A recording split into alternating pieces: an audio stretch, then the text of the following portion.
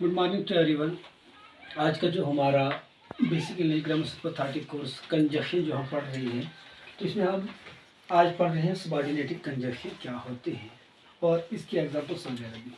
तो सबसे पहले subordinated conjunction is about or phrase. Word या फ्रेज होता है that connects a dependent clause. Dependent clause और इंडिपेंडेंट क्लास का मैंने डिटेल बताया है।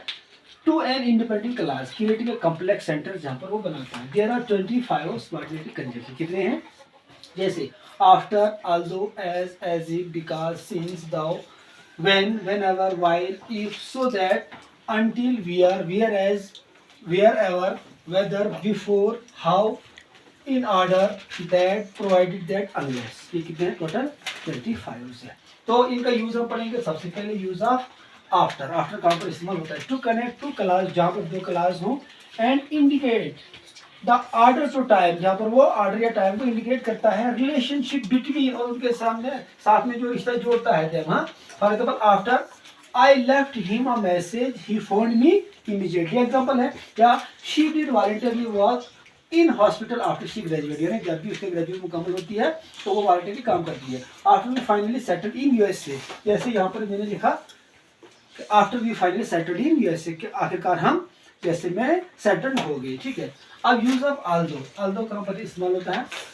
It is use to introduce a subordinated clause. Subordinated clause को इंट्रोड्यूस करता है। That contrast with the main clause, जो मेन क्लास के साथ कंट्रास्ट करता है। For example although we rarely see each other we are still very good friends. ठीक है। He is the basketball man, basketball team best player, वो basketball का main player है। Although he is the shortest one of the team, लेकिन team इसका होना जरूरी है। Use of as if. As if कहाँ पर इस्तेमाल होता है? इज यूज टू कंपेयर और टू प्रोवाइड। तो कंपेयर कर सकता है या फिर फराहम कर सकता है अ पॉसिबल एक्सप्लेनेशन, जब उनकी वजाहत हमारे पास हो। For something that may not be true, कभी के बार वो सच भी साबित नहीं हो सकते हैं। जैसे it look as if they have had a shock, या she moved her lips as if to smile. ठीक है।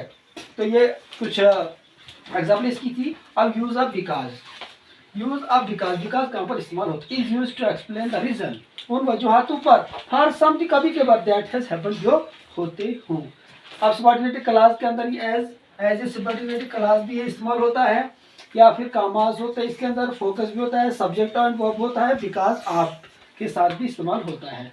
अब for example it want to go haveli, या I want to go Haveli. I want to go Haveli because it's warm and beautiful। मैं हवेली में जाना चाहूँगा क्योंकि वो गर्म भी और काफ़ी खूबसूरत है।